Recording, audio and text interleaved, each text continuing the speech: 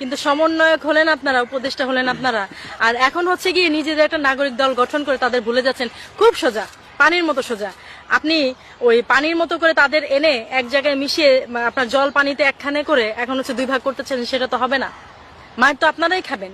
আগে যখন ওই যে মন্ত্রী ছিলেন তখন হয়তো কেউ গায়ে দিতে সাহস পাননি, আর এখন তো আমজনতার কাতারে চলে আসেন। আর রাজনীতিবিদ না হতে যাচ্ছেন, দেশের মন্ত্রী না হতে যাচ্ছেন, 2-4 বার হচ্ছে এরকম কেলা নিয়ে না খেলে তো হতে পারবেন না। এটা তো খুব সোজা। এবং এটা শুধু না, আপনি দেখবেন ভাইয়া, এরপরে এটা জাস্ট শুরু, এরপরে আরো আরম্ভ হবে। এবং এ দেশের ছেলেপেলেরা এরকম বিগড়ানো ছিল না। এই কয়েকজন সমন্বয়ক মিলে ডাক দিয়ে তাদের স্বার্থের কারণে এখন নিজেদের কোয়ায় নিজেই কুপকাত হবে। এখন তারা বুঝতে পারবে যে ধানমন্ডি 32 ভাঙা, মোরালিটি ভাঙা একজন বর্ষিয়ান রাজনীতিবিদ, তাকে দেশ থেকে বের করে দেওয়া, এটার যে মানে কি পরিমাণ প্রাকৃতিক প্রতিশোধ, এটা এবার তারা খুব ভালোভাবে এটা বুঝতে পারবে। এবং সার্জিসকে মারা, এটা আমি কি চোখে দেখবো? এটা আমার চোখে দেখার কিছু নেই।